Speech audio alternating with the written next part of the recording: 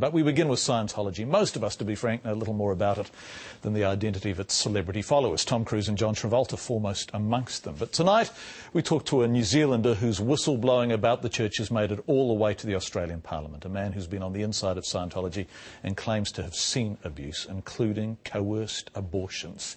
This man left Scientology in 2006, ashamed of what he'd seen and of his role in it. Today he went to confront the head of Scientology in New Zealand for his response to his allegations. Melissa Davies reports. I'm a Scientologist. She's a beaut, eh?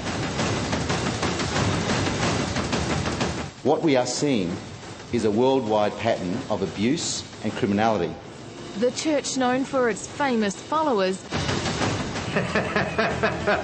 now faces infamy.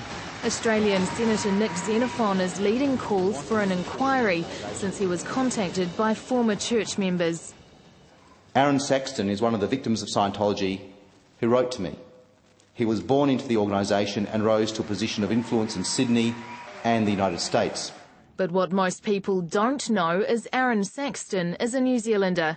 Back home, he says, to encourage the New Zealand Church of Scientology to come clean. No, I'm asking where you're from. From TV3. Okay, no response, sorry. Well, now, would you like to respond to Aaron? Well, there's some pretty interesting responses to my allegations in Sydney. Oh, that's good. I think you'd like to comment on that, wouldn't you? No. Well, I mean, make an appointment to see me and I'll comment on it, okay? But Scientology spokesman Mike Ferris did have more to say. But first, Aaron's allegations about his time in the Sea organisation, Scientology's senior management. He says while under control of Scientology, he was involved in coercing female followers to have abortions. And the conversation would go something pretty much along these lines. You know, you're violating the purpose of the Sea Org, okay? You are off purpose. You're here to do a job.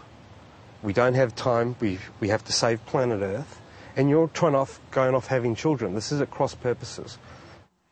Ex-Scientologist Jenny Long says she was one of many women asked to have an abortion while she was working for the church in Sydney. When I got pregnant with my son, my senior said to me, you haven't... CSW is completed staff work. When you do anything that's out of the ordinary, you have to put in a written request. Okay, so when you have a baby, you have to put in a written request to have a baby, and I hadn't. And so she said, because you haven't done a CSW, I can authorise you to have an abortion. You can be made to have an abortion. regarding the abortions over in Sydney, would you like to talk about that? You said that you wanted to investigate. No, I understand, Aaron, that you claim you got women to abort. I've never heard of that before. Who claimed it? You claimed that you had women to abort. I've never heard of that before, Aaron. I'm a liar? I don't know. Aaron, who worked in both the Sydney and Los Angeles church offices, says personal files detailing counselling sessions were accessed by staff and senior management called the Sea Org. I can tell you right now, if the likes of John Travolta, Kirstie Alley, Jenna Elfman or Leah Remini think for 1 second that their files haven't been read by other members of the Sea Org, I can assure them right now there are a number of Sea Org members that have nothing to do with counselling that have read their files extensively.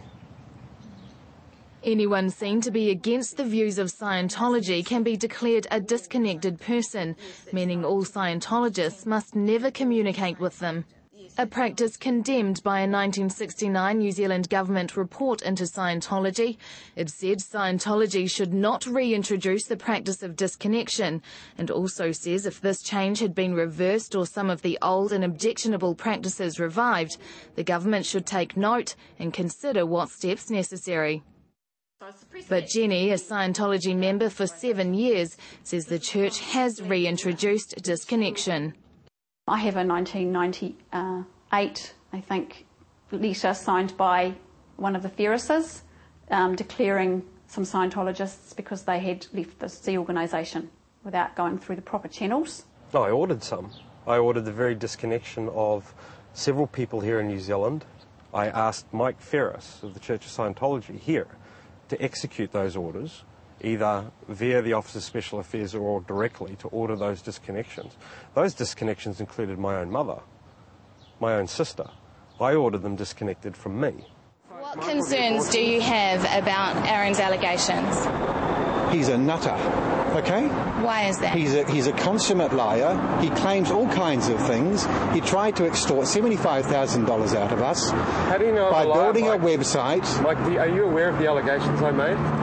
That's a question for you. Yeah, I've read your letter.